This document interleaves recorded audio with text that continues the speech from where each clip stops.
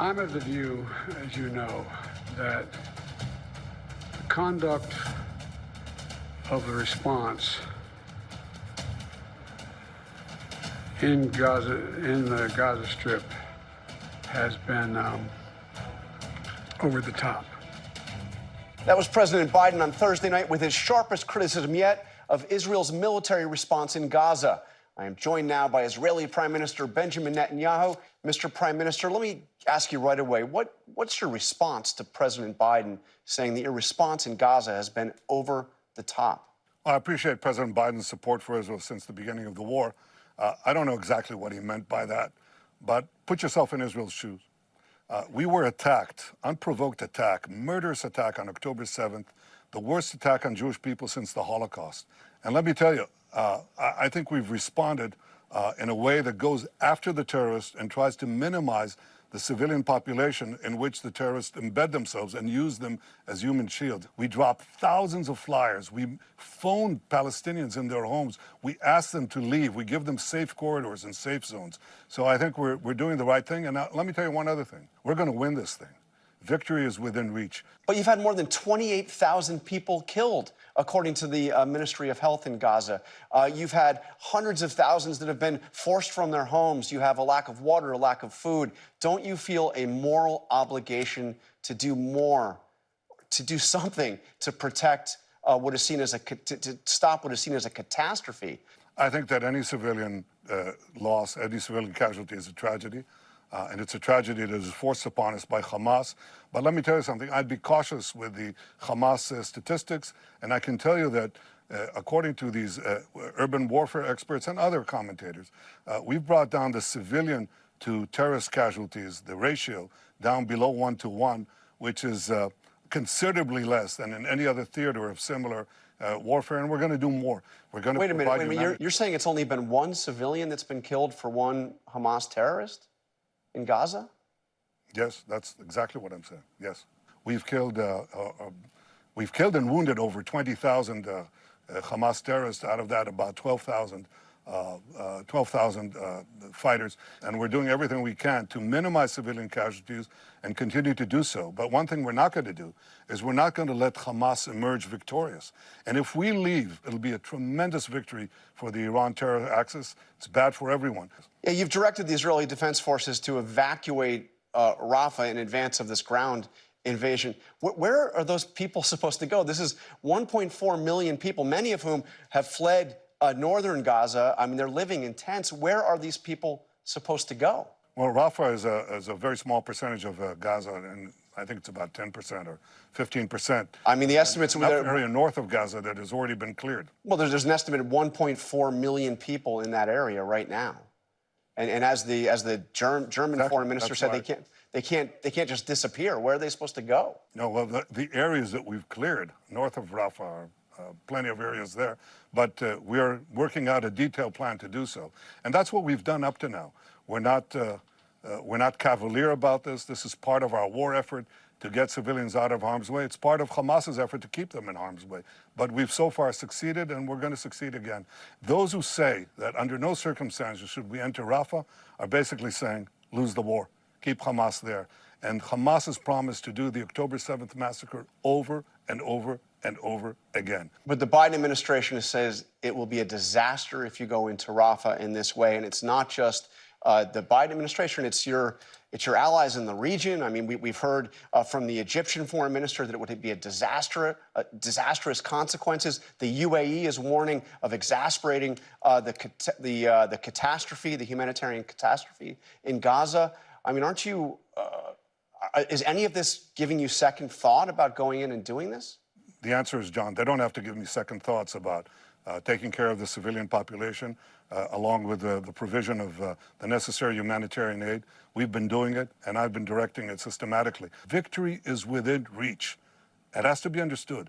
And victory will be the best thing that will happen, not only for Israel, but for the Palestinians themselves. I can't see a future for the Palestinians or for peace in the Middle East if Hamas is victorious. You've defined victory, and you said the war will not end until Hamas is completely eliminated. How are you going to know when that is? How do you know when Hamas is completely eliminated? When you eliminate their organized fighting formations, and as I've said, we've taken 18 out of their 24 terrorist battalions out of commission, you're mopping up the remaining individual terrorists, and when you release the hostages, of course, and ensure that Hamas, that Gaza is no longer a threat to Israel, you don't have to kill every last terrorist.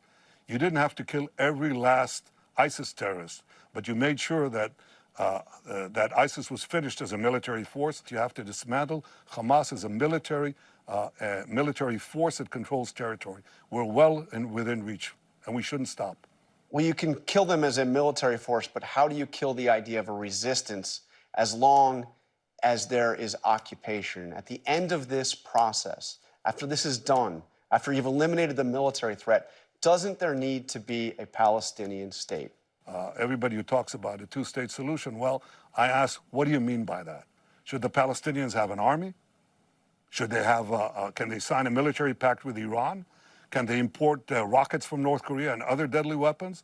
Should they continue to educate their children for terrorism and annihilation? Of course, you'd say, of course not. And the substance, I've always said, in a future peace agreement, which everybody agrees is far off, I think the Palestinians should have the powers to govern themselves, but none of the powers to threaten Israel. And the most important power that has to remain in Israel's hands is overriding security control in the area west of the Jordan. That includes Gaza.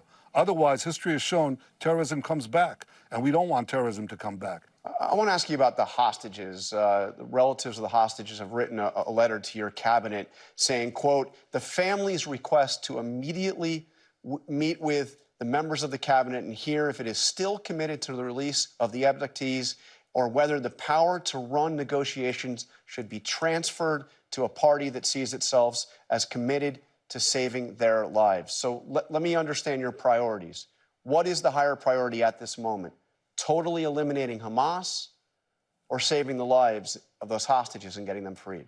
They're not mutually exclusive. The reason we succeeded in getting 110 hostages out, that's half the hostages, is because we applied military pressure, not because we stopped applying it, but because we applied it. Look, I think the families of the hostages are in a terrible bind. I mean, it just tears your heart out to listen to them and to think about what their relatives are going through.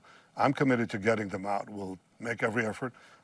It requires pressure, and pressure has worked, and pressure will work again. How many of the 132 hostages do you think are still alive? I think enough to warrant the kind of efforts that we're doing, and we're going to try to do our best to get all those who are alive back, and frankly also the bodies of the dead. But I won't go into that right now. I'm not sure that anybody can put themselves in the position of the families, but neither can the families put themselves in the position of the decision makers. These are two separate things. They reach our heart, they reach my heart, but I'm also responsible for the safety and the security of the people of Israel and to make sure that these terrorist outrages and these kidnappings do not happen again. Finally, before you go, I'm sure you saw this week the special counsel here in the United States described President Biden as an elderly man with a poor memory. You've known Joe Biden for decades, and you've dealt with him a lot over the course of this conflict. What's your assessment of him? Well, John, I've had more than a dozen phone conversations, extended phone conversations with President Biden. He also came on a visit to Israel during wartime, which is a historic first. And I found him very clear and very focused. We managed to agree on the war aims and on many things. Sometimes we had disagreements, but they weren't born of a lack of understanding on his part or on my part. So that's what I can tell you. So I haven't seen that. All right, Israeli Prime Minister Benjamin Netanyahu, thank you for joining us here on This Week. Thank you. Thank you, John.